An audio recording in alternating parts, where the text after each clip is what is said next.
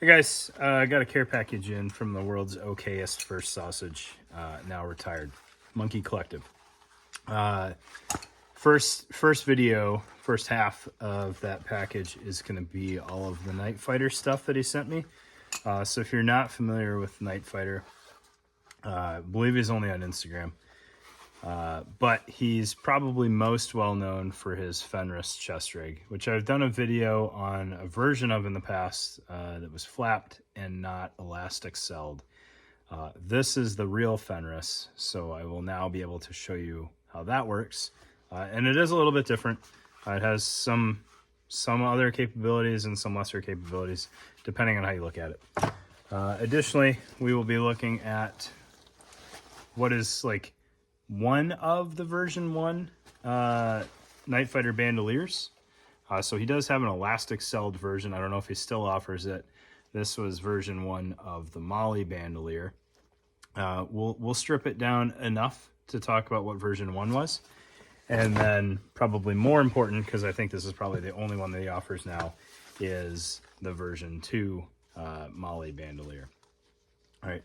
These are pretty neat, and unless I was wildly misled when I was looking at his Instagram account, these things are like $60, which, depending on what you want to use it for and how you want to use it, is a smoking deal.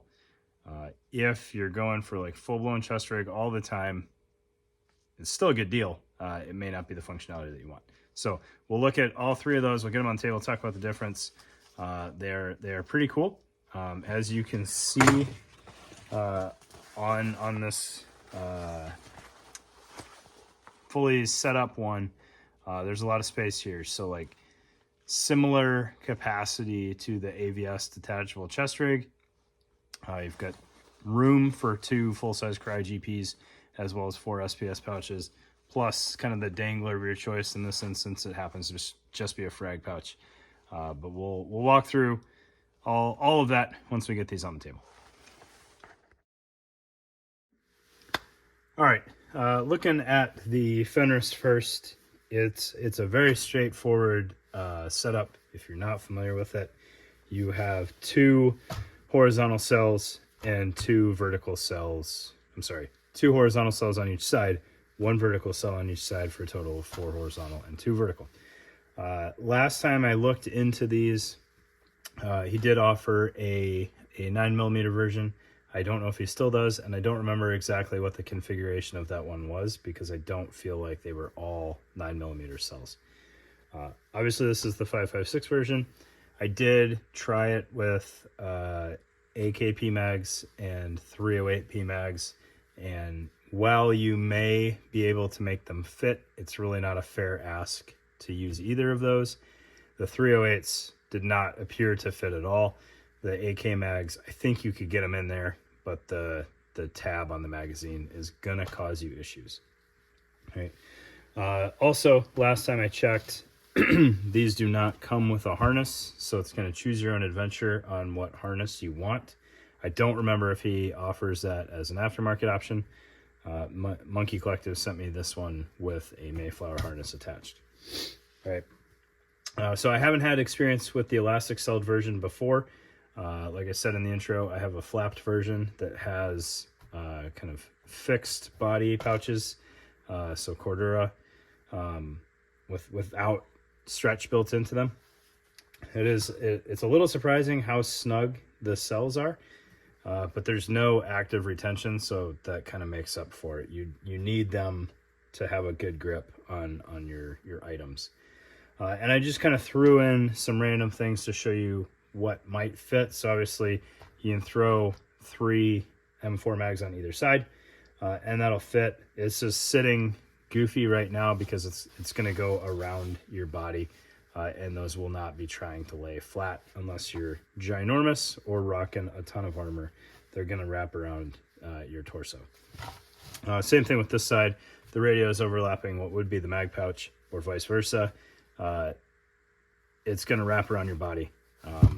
Radio riding upright versus horizontal, probably the better way to go there, so that your controls and antennas and everything are still in line with your body versus fighting the curvature of your body. but it's going to fit the same either way. And then just to check fitment, I threw a flashbang in there with the spoon inside. It is sufficiently tight that it's not going to come out. All right. So some ordnance is going to be good to go in these things. The civilian cardboard bodied flashbangs should be fine. The radio, depending on where you have it, you may need to offset it a little bit to get side port connectors or whatever else you're using. Trying it with a XTS 2500 fits. So if you throw something like one of these Baofeng exoskeletons in there, that should also fit just fine.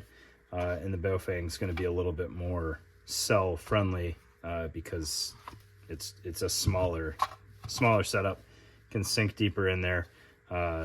All your stuff oriented off the top, except for your push to talk, which is your push to talk connector, which is fairly low profile. All right, so that is a consideration there. Just make sure you buy a quality exoskeleton. Outside of that, the inside of the body doesn't have any additional functionality to it, so it's very straightforward. If the item that you want to use will fit in the same general space as an M4 mag, you can fit just about whatever you want on here. And then it's a split front configuration with side release buckles and some adjustability there based on body size. So one key takeaway on this: choose your own adventure on the harness. And I don't know that I would try marrying this to a plate carrier in any sort of direct mount configuration.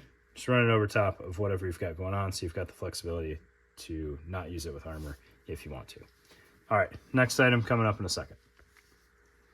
All right, so looking at the version 1, version 2 of the Night Fighter Molly Bandolier, because he does have a fixed elastic cell version that may or may not still be available. So I don't want to throw anybody off too much. The version 1, I don't know if it's still available. There's really not a great reason to get it if it is, because this has all the same functionality and more. So for this one, we'll primarily just use it. It can fit a bunch of stuff.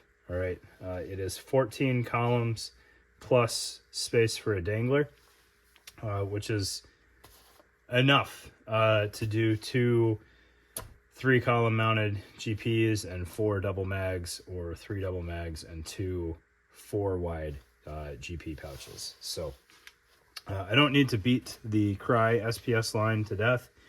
They are phenomenal pouches that offer a bunch of flexibility, and that's not really the point here. The one key difference that I do want to point out, just in case you pick one of these up on the used market, is the only way to get a chest rig configuration out of it. And keep in mind, this is not a Night Fighter harness. This is a Hub City harness that we'll talk about in the next video. The idea on mounting a chest rig harness to this was you would feed these buckles into whatever pouch you're mounting on here to provide a mounting point for the rest of the harness. So this buckle that's hanging off of here is woven into the Cry pouch itself. All right, so you may have varied luck depending on what pouches you're mounting on these. Some pouches have really tight tolerances on their mounting, and your buckle may cause some weird shifting. It shouldn't, but there's always a chance. Or it may cause the panel to ride a little strange. What's cool about this idea is you can offset mounting. You can split the mounting wider if you need to. If you're a really tiny fellow, you can move the mounting closer together. So most chest rig straps are right around the 8-9 inch width area. If you wanted to bring those in closer to 6-inch separation or something like that, you can, with the ability that's provided there. You can do the same thing on the other bandolier, but we'll get there in a minute. All right, so again, I found them for $60 on his Instagram page for the version 2. if you find a used version 1, I would plan on paying damn near the same amount, because they're really not gonna, they shouldn't lose much value in the used market. They're pretty simple. But they do come with provisions for a waist strap and bandolier style sling mounting. Top corners and bottom corners are set up for that. I don't think there's anything else on the version 1 to talk about, because the version 2 is all of the same functionality and more. Right? So the version 2, I got this backwards, comes with some Velcro in the middle that was not in the version 1 at all, and it also has these 2 little tabs up top here that are sewn onto the platform. So if the usage of that is not immediately apparent, what that allows you to do is take whatever normal size placard that you want to, slap it on here. It will engage with the Velcro, and you can stick the side release buckles or G-hooks, if you're feeling squirrely, through these tabs and attach your shoulder straps there. So it's a little bit cleaner of an option if you're using a placard. If you're still using pouches, you can absolutely set that up as the same way as the version 1. Right, you still get your 4 corner mounting options to use it as a bandolier. So it's kind of bandolier configuration or chest rig configuration, and you can kind of bounce back and forth depending on the need at will. Right, you can also hang a dangler using any molly pouch that you want off of these bottom 4 tabs. So I think Eagle in the past has made a pretty popular pouch for throwing down there. You used to see it on the RRVs, where people would run the magazine pouches up a little bit higher and then mount a dangler coming off the bottom. That is absolutely an option. Or you can just use it as 4 slots to kind of do some arts and crafts and tether things off as you want to. All right. I didn't point it out on the version 1, but it's the same on this. If you have pouches mounted, you still have access to the tabs here. This is going to show up better. So we've got pouches mounted on the front. I just have to offset by 1 inch, but I can mount pouches on the back if I want to. So where these are coming in from this strap, we could run another row of SPS pouches if we wanted to, or whatever other pouch, drop them down 1 inch and feed from the top on here through the pouch, top on here, and so on. So you have really 14 columns times 2 if you're willing to deal with some standoff from pouches on the inside. As a bandolier, I think that makes more sense than as a chest rig, but there are absolutely chances to make that make sense on a chest rig. You could internally mount a radio pouch or something like that, and then GPs on the outside. Double up on mags, so it's single cell pouches inside, single cell pouches on the outside. Different calibers if you wanted to. You could kind of have it reversible, so in one orientation, maybe you've got 7.62 10 speeds, and the other orientation you've got 5.56 10 speeds. I think all of those possibilities make sense. Again, I don't believe any straps come with the version 2 or the version 1, but $60 for the platform I don't think is a bad deal at all, and the added functionality here is pretty cool. All right, so that's the Night Fighter Bandolier and Fenris chest rig. If you guys got any questions about any of them, hit me up, hit up Night Fighter. Obviously, he's where you're going to get them, so going direct to him is probably the better option. Really cool, really simple options to potentially bring a lot of functionality to whatever you're doing. So thanks for your time, guys.